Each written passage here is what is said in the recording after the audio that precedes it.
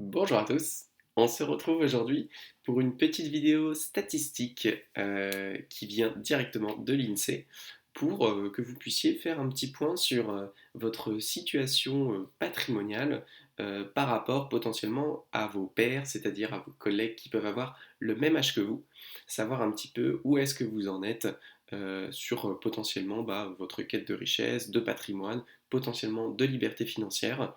Donc typiquement, je suis sur le site de l'INSEE et on va voir ensemble les différents niveaux de patrimoine qui sont effectivement euh, ceux des personnes selon des tranches d'âge données.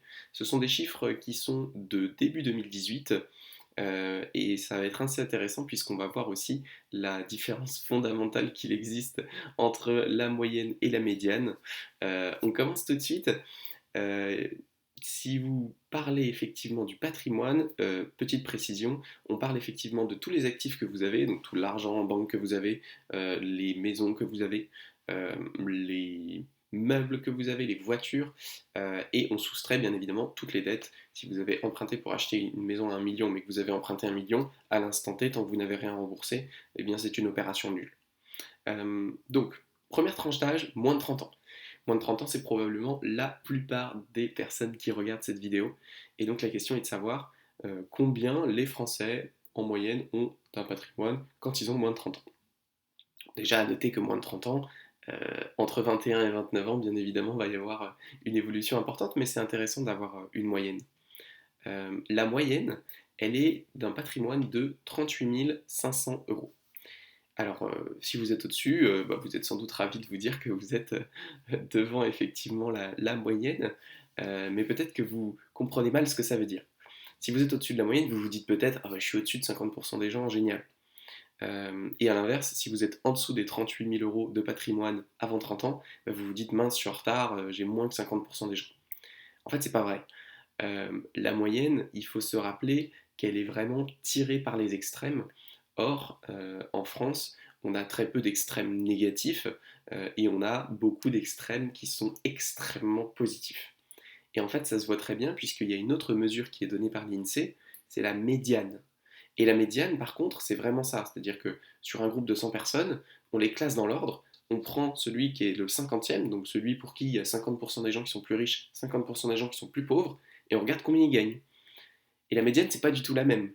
C'est-à-dire que la moyenne, c'est 38 500 euros de patrimoine, alors que la médiane, c'est 12 700 euros.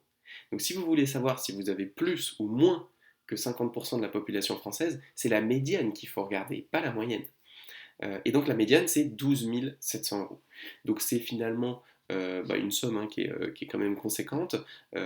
Encore une fois, ça regroupe des diversités qui sont différentes, puisque 12 700 euros à 21 ans, c'est pas pareil que 12 700 euros à 29 ans. Néanmoins, c'est quand même intéressant d'avoir ça en tête. Pour la suite des calculs, je vais vraiment me focus du coup sur la médiane une fois que j'ai vraiment expliqué la différence avec la moyenne, puisque je pense que c'est pas très intéressant de se comparer avec Jean-Michel Bernard Arnault qui a eu des enfants, son enfant a X milliards, il fait monter la moyenne. Bon, qu'est-ce que ça change fondamentalement? Pas grand-chose, en tout cas à mon avis.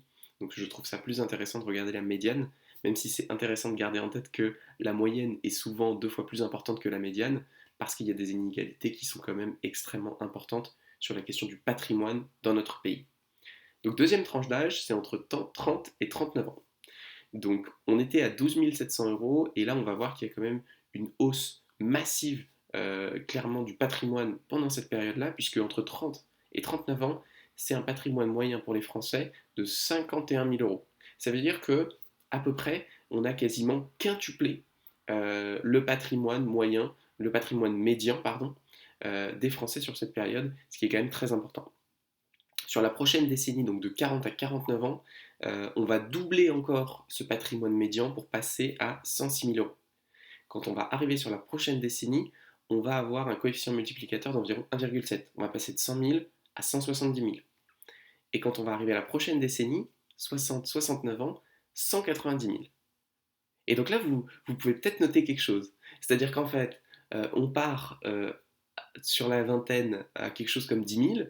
Dans la trentaine, on fait x5, on arrive à 50 000. Dans la quarantaine, on fait x2, on arrive à 100 000. Et après, on patine un peu. 170 000, 190 000. C'est-à-dire qu'entre 50 et 60 ans, vous n'avez quasiment pas augmenté votre patrimoine. Et au-delà de 70 ans, votre patrimoine va diminuer. Alors pourquoi il va diminuer? Il va diminuer parce que vos revenus vont diminuer.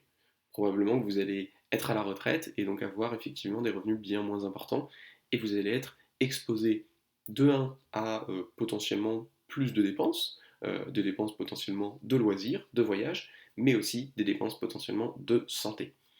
Donc on voit vraiment qu'il y a une évolution avec une augmentation du patrimoine qui est extrêmement forte sur les années 20-30 ans, et après ça se stagne et ça redescend. Donc ça c'est quelque chose qui est assez frappant, et je pense qu'il est assez important d'avoir ça en tête en tant qu'investisseur. C'est une des choses que l'on peut éviter si on met en place une politique d'investissement personnel qui est vraiment qui est bien construite. C'est-à-dire que contrairement au régime des retraites qui dit bah voilà, vous travaillez, vous travaillez, vous travaillez, puis on vous donne une retraite qui est potentiellement moindre et votre niveau de vie va baisser petit à petit. Si vous adoptez une stratégie de capitalisation de votre côté, là pour le coup, si vous faites des calculs d'intérêt composé, vous allez voir que votre patrimoine, il va évoluer de manière exponentielle.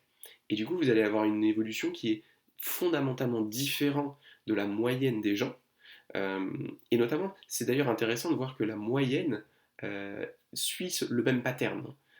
Donc même effectivement, avec les enfants de riches qui profitent des intérêts composés, il y a toujours cette tendance à un ralentissement de l'augmentation de la capitalisation des personnes en France et une baisse petit à petit lorsqu'on arrive sur un âge avancé supérieur à 70 ans. Donc si on veut contrer ça et si on veut continuer d'augmenter notre pouvoir d'achat sur ces âges avancés, il est fondamental de faire jouer les intérêts composés, d'investir tôt, d'investir de manière structurée et de vraiment suivre une politique qui est claire pour nous. Et c'est vraiment de cette manière qu'on peut pour le coup s'extirper. Le but étant pas forcément de se dire est-ce que je suis devant, est-ce que je suis derrière la moyenne ou la médiane, mais je pense que le but c'est plutôt de se dire en moyenne il y a vraiment une courbe qui est définie et donc l'investisseur il va essayer d'inverser cette courbe et d'être sûr que demain il aura plus de pouvoir d'achat qu'aujourd'hui et donc il aura plus de pouvoir que ce soit pour faire des voyages, que ce soit pour aller au resto, que ce soit pour faire des cadeaux à ses proches ou que ce soit pour donner à des associations humanitaires. Peu importe, l'argent reste aujourd'hui quelque chose d'extrêmement polyvalent, d'extrêmement puissant, notamment si vous voulez faire des dons. Euh, donc voilà, moi je refuse de croire que l'argent est simplement le diable. Je pense qu'on peut faire beaucoup de bien avec, et après il appartient de la responsabilité de ceux qui le détiennent de le dépenser de manière efficace. N'hésitez pas à vous abonner si vous voulez d'autres vidéos et si vous avez d'autres sujets qui vous intéressent, mettez-les moi en commentaire.